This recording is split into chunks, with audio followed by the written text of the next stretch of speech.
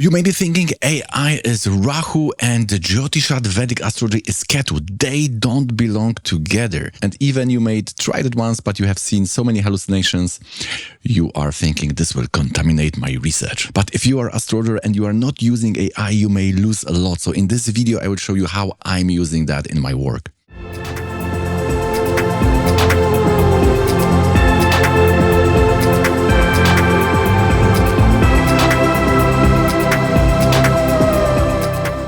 Before we time anything in astrology using the Vedic chart, you have to be sure what was going on. We are learning by seeing the examples of people, how they went through the events and how this is shown in their charts. If you are familiar with this channel, you know that I'm doing that extensively. It's natural, right? If you are not using AI, you are losing a lot of time, and also you are maybe having a wrong data, because many times I have seen on the astrodata.com it was a wrong year or something was wrong. People may react in extremes. They are either throwing away the AI or they are not double checking it. So the good part about ChatGPT research on the internet is that it is looking for many websites in very fast ways. So you will get a nice conclusion what has happened, and you can also prompt it to explain for you the jargon if there is some events related to some information bubble which you are not fully exposed to, like some description of jobs or what the person was really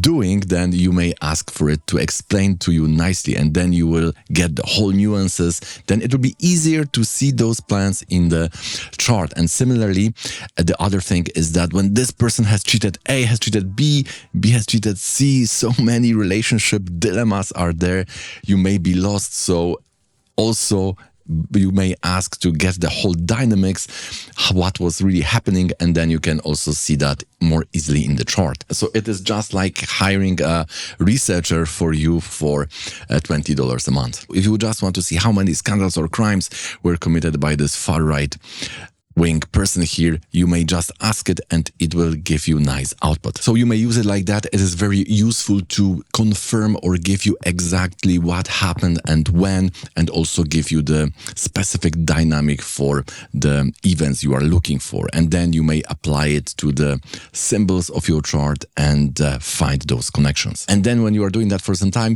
you may discover that it can give you a nice list, right? So this is the second point. But then you think, oh, it would be nice if that list would be imported into the Jyotisha software. Then you would know in which period of time this specific event has happened to that person and what Dasha was on, which planet was working. Was it Venus? Was it Mars? Was it Rahu?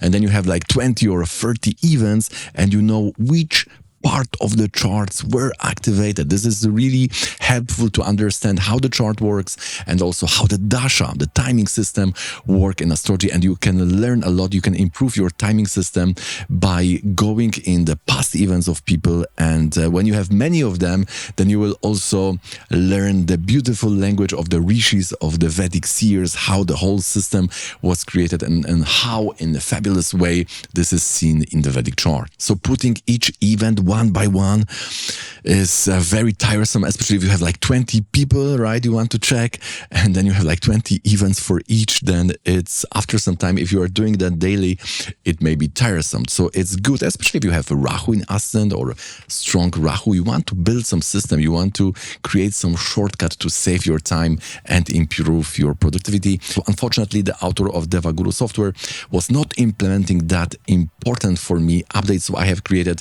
that on my own using the keyboard maestro and creating some short code for that to implement all those like 30 events in half a minute. This is how I'm using ChatGPT to list me all those events and then very fast input them into the software. And then I see which planet was activated at a specific point of time.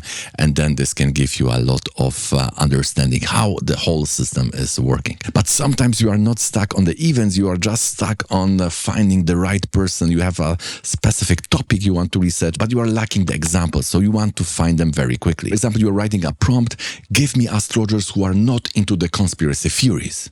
Oh my God, not so many. So you end up hunting manually those people for specific areas you want to research. And you may use, of course, the tags in the astrodata.com, like it may give you a specific jobs. You may find, for example, people who were pilots, you may find doctors, you may find teachers. So there will be specific tag on astrodatabank.com and it will give you those names. Then you first have to filter which are rodent rating A or AA.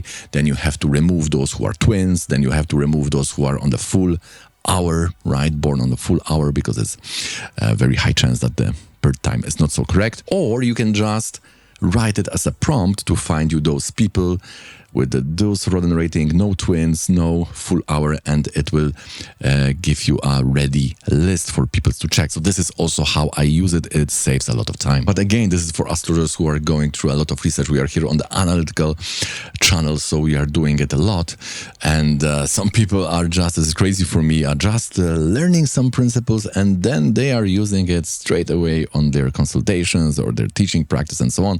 But then you are at risk that you will lose the nuance what this rule is exactly showing. You may have some guess and it will not be related to that specific part of reality. So you are then risking of doing the wrong advice. So it's always good practice to research on a few charts what you have learned, to understand what and how exactly this is showing up in the chart and how this is reflecting the reality. And then when you do the whole examples, you want to create some kind of system to collect all those information, this research, the theory, and so on. So this is the fourth point. If you're tired and stuck with all this database and all those systems, you may want the ChatGPT to help you, and it's very good at those technical abstract things. Of course, you might say, oh, I don't like system. This guy is Rahu. I will just go by the freestyle of Ketu. But there was this famous quote by James Clear in the Atomic Habits book. You don't rise to the level of your goals, you fall to the level of your systems. By the way, I also found this exact quote by ChatGPT. So now if you are using those note-taking apps, you are creating those systems, what is good, you can also use the API, because many of those softwares will have inbuilt API with some form of AI. So you can use the ChatGPT mechanism to also help you note-taking within those note-taking apps. So this is also quite good. It's on a very beginner level, but there is already some place to assimilate those things in those softwares. I'm also using the AI for this architecture, for those research and databases, how to collect all those informations, both for examples and also for the generic knowledge. By the way, if you want to do it for your chart, when we are going through the events, when you are seeing the exact timeline, the periods, and what can happen, how to improve your potentials and how to block negativities, then you may find a link in the description for the Zoom consultation, 60 or 90 minutes. Now let's leave the research and go to the fifth point about the visuals. When we are creating the thumbnail, then there are many options here. I'm using the Sora AI because I think it is giving the best results for now. So the AI, of course, can speed up your thumbnails. I'm using it for that, but be very careful because most people are prompting the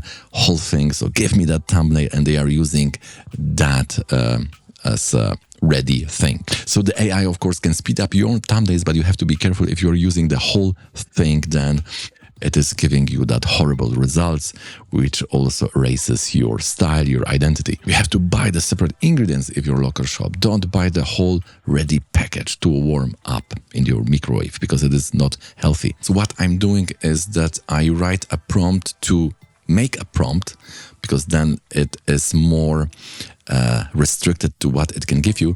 Then you can ask for a special style, so it is unique to what you want to create for your brand, and then only to create those small objects. Then you can cut them out, and in Photoshop you can use it in the special system. So then you are using the AI, it is giving you those parts of your thumbnails, but you are also not erasing the whole identity, and Venus of your thumbnails is still maintained, we could say. And then finally, the clarity matters. So also the English. I'm not native English speaker, so I'm using AI to help me with that too, especially in my newsletters. So others may just write some points and ask for the whole text, but then it will again kill your style because your uniqueness will be gone. It will sound horrible because it will average out all the styles of all information and will give you that AI slot. So your style is important. It's a mix of your